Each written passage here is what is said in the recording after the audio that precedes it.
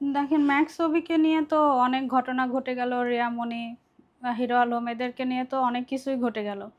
তো আমি ব্যক্তিগতভাবেও একটু প্রবলেমে আছি। আর হচ্ছে ম্যাক্স ছবি, রিয়ামণি আমাকে এর মধ্যে অনেক হুমকি দিছে, আমাকে এটা করবে সেটা করবে। এই জন্য আসলে আমি ওই হুমকির জন্য টাইম লাইনে নাই তা না, আমার নিজের একটু ব্যক্তিগতভাবে প্রবলেম হচ্ছে, এই জন্য আর কি একটু দূরে আছি। আচ্ছা, আসলে আমরা যতটুকু জানি যে ম্যাক্স অফিস সাথে আপনার একটা সম্পর্ক ছিল, সেক্ষেত্রে আপনি 7,40,000 টাকা তাকে দিয়েছেন। আসলে তার বিরুদ্ধে মামলা করেছেন কিনা, বা সেই টাকাগুলো আপনার কোন প্রক্রিয়ায় আছে, যদি আমাদের সাথে একটু শেয়ার করতেন। ও এখনো টাকাগুলা দিতে, ম্যাক্সবি এখনো আমাকে টাকাগুলা দিতে রাজি হয় নাই, মানে দিতে শুধু না, ও ম্যাক্সবি এখনো অস্বীকার করতেছে যে আমাকে চেনে না, আমার থেকে কোনো টাকাই নেয় নাই। তো আইনিভাবে কি ব্যবস্থা নিব না নিব বা নিছি, সেটা হচ্ছে পার্সোনালি আমার ব্যক্তিগতভাবে থাকে, এটা হয়তো পরে কখনো বলবো, জানাবো।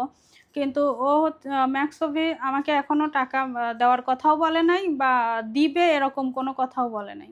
আচ্ছা, একটু শেয়ার করবেন যে এই যে হিরো আলম রিলেটেড আমরা দেখেছি, হিরো আলমের সাথে আপনি সংবাদ সম্মেলনে যুক্ত হয়েছেন, ম্যাক্সওয়েলের বিরুদ্ধে আপনি কথা বলেছেন, টাকা তার কাছে টাকা পাবেন, আপনি তাকে ধাপে ধাপে টাকা দিয়েছেন।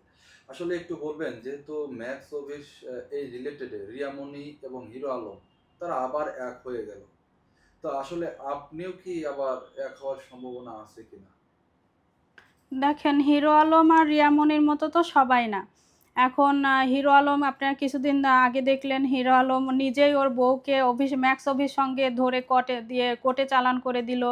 আবার ও হিরো আলম নিজেই বলছে যে রিয়ামণি অনেক ছেলেদের সঙ্গে তার ফিজিক্যালি সমস্যা আছে, বারে যায়, মানে নোংরা কাজ কাম করে। তারপরেও যদি এখন হিরো আলম রিয়ামণিকে ফিরায় নেয়, এটা তো আমাদের বলার কিছু নাই, কারণ ওনার রুচি ওনার কাছে, ওনার রুচি যে এত খারাপ এত নিচু সেটা তো এখন আনপাবলিক সবাই জানে, এটাতে বলার মতো কোনো কিছু নেই। মানে আপনি ফিরে যাবেন কিনা ওর মতো? না, প্রশ্নই ওঠে না। আচ্ছা, আসলে এই যে আমাদের সোশ্যাল মিডিয়াতে ইতিমধ্যে আমরা দেখেছি, যারা এই যে বিগত 2 সপ্তাহ যাবৎ সোশ্যাল মিডিয়াটাকে কাঁপাচ্ছিল, হিরো আলম রিয়ামণি, আমরা দেখেছি তারা হিরো আলম নিজে তার ওয়াইফ রিয়ামণিকে ম্যাক্স অফিস সাথে একটা রিয়ামণির একটা বাসাতে তারা ধরে এলাকাবাসীর সহায়তায়। সেক্ষেত্রে আবার আমরা দেখলাম মামলা করলো, জেলে গেল, আবার তারা জামিনে আসলো। এই যে নাটকগুলা, আসলে এগুলা কি নাটকের জন্য এগুলা করছে, নাকি ভাইরাল হওয়ার জন্য? আপনার কি মনে হয়, যেহেতু আবার তারা এক হয়ে গেছে, এটা কি মনে হয় আপনার? উম, দেখেন এটা এটা হচ্ছে পুরাটাই নাটক, এটা দেশবাসী সবাই জানছে। হিরো আলমের চতুর্থ বউ মিথিলাও আপনাদেরকে সবাইকে বলছে যে ওরা আগে থেকেই এক ছিল, শুধু পাবলিককে বোঝাইছে যে ওদের মধ্যে একটা ঝামেলা হচ্ছে, কি সমস্যা হচ্ছে, আসলে ব্যাপারটা এরকম না। ওরা ওরা হচ্ছে রিয়ামণি আর হচ্ছে হিরো আলম আগে থেকেই একই ছিল। রিয়ামণি বাসায় হিরো আলম যাওয়া আসা করতো, মানে সব কিছুই তো আর হচ্ছে আপনারা সবাই দেখছেন, জনগণও দেখছে, এখানে আমার মানে ব্যক্তিগতভাবে কোনো কিছু বলার নাই। আবার দেখেন হচ্ছে হিরো আলম কিন্তু নিজেই ম্যাক্স অভির সঙ্গে রিয়ামণিকে ধরে কর দিয়ে দিছে, এটাও আপনারা নিজেই দেখছেন। এখন এত কিছু হওয়ার পরেও যদি হিরো আলম আবার রিয়ামণির কাছেই ফিরে যায়, তাহলে তো রুচির দুর্ভিক্ষ।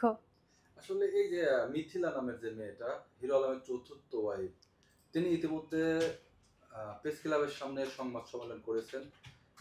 তাদেরকে কক্সবাজার নিয়ে যাওয়া হয়েছে, মিথিলার উপর একটা আক্রমণ করা হয়েছে। এগুলা নাকি সম্পূর্ণ মানে পুরো একটা কি বলে নাটক ছিল। আসলে মিথিলা মুখ খুললো প্রেস ক্লাবে এসে। এই বিষয়ে আপনি কতটুকু জানেন, যে মিথিলা ওদের নিয়ে পুরো খুলে দিল, আহ, জনগণের সামনে তাদের মুখোশ উন্মোচন করলো? দেখেন আমি ফার্স্ট ভিডিও থেকেই কিন্তু আপনাদের বলছি, আমি প্রথম থেকেই বলছি যে হিরো আলম আর রিয়ামনির বিরুদ্ধে একমাত্র সাক্ষী মিথিলা। হিরো আলম আর রিয়ামনি কি করছে না করছে এভরিথিং সব কিছু মিথিলা আপু জানে, হিরো আলমের চতুর্থ ওয়াইফ। হিরো আলমও মিথিলাকে ব্যবহার করছে, রিয়া মনিরও মিথিলাকে ব্যবহার করছে। তখন হচ্ছে অসুস্থর কথা বলল, হিরো আলম নাকি রিয়া মনির জন্য সুইসাইড করতে গেছিল। এগুলা পুরাপুরি নাটক, মিথিলাই বলছে।